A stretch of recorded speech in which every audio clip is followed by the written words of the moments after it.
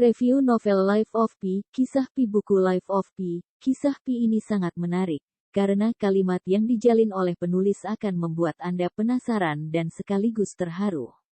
Seperti kalimat yang diucapkan Pi, pada saat-saat demikian, ku coba menyemangati diri, ku sentuh sorban yang kubuat dari sisa-sisa pakaianku, dan ku ucapkan keras-keras, ini sorban Tuhan, ku tepuk-tepuk celanaku dan ku katakan keras-keras, ini pakaian Tuhan. Kutunjuk Richard Parker dan kukatakan keras-keras, ini kucing Tuhan, kutunjuk sekoci dan kukatakan keras-keras, ini bahtera Tuhan dan kurentangkan kedua tanganku lebar-lebar dan kukatakan keras-keras, ini lahan luas milik Tuhan, kutunjuk jariku di langit dan kukatakan keras-keras, ini telinga Tuhan, dengan cara ini kuingatkan diriku akan ciptaan Tuhan serta tempatku di dalamnya. Tapi sorban Tuhan selalu saja lepas terurai. Celana Tuhan akhirnya robek-robek. Kucing Tuhan merupakan bahaya tak henti-hentinya bagiku. Bahtera Tuhan serasa penjara bagiku, lahan luas Tuhan membunuhku perlahan-lahan, dan telinga Tuhan sepertinya tidak mendengar. Kalimat-kalimat di atas sangat menyentuh dan mengingatkan betapa kecilnya manusia di hadapan Tuhan. Di sini, Yann Martel menunjukkan betapa manusia memiliki derajat lebih tinggi ketimbang hewan dan mampu menggunakan akal pikiran.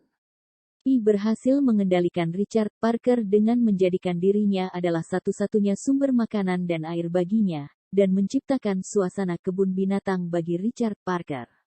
Di mana si harimau selama di kebun binatang sudah terbiasa makan dan minum tanpa berusaha sedikit pun. Antara Pi dan Richard Parker akhirnya terjalin suatu hubungan yang saling membutuhkan.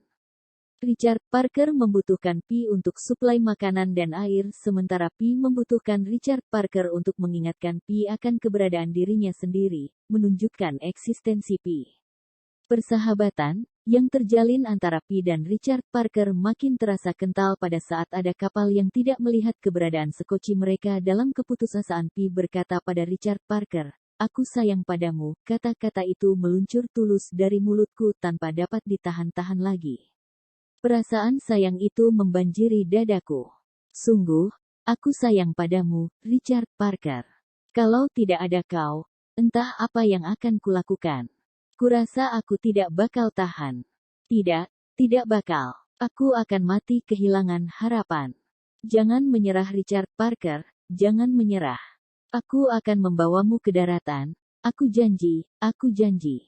Bagian ini mampu menguras emosi pembaca. Juga ada bagian yang menegaskan bahwa Pi juga hanyalah manusia biasa penuh kenangan. Hal ini terlihat pada saat perpisahan yang tidak tuntas dengan Richard Parker setibanya di daratan Meksiko.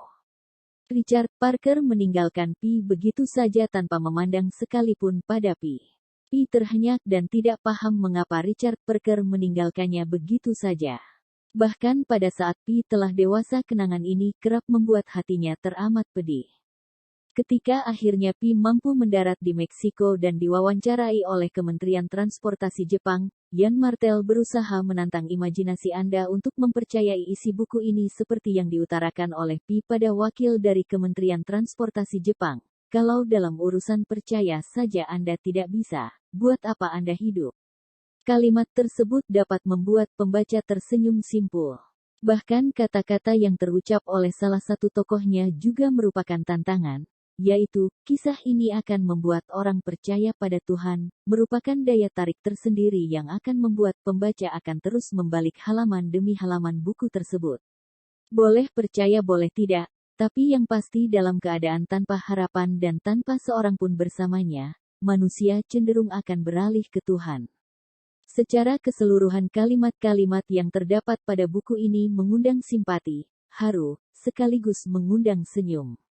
Nyawa dari buku ini adalah imajinasi yang luar biasa dari penulisnya, Yann Martel. Buku ini merupakan buku wajib baca bila Anda adalah seorang bookmania. Nana _Sitompul _ kitareview.com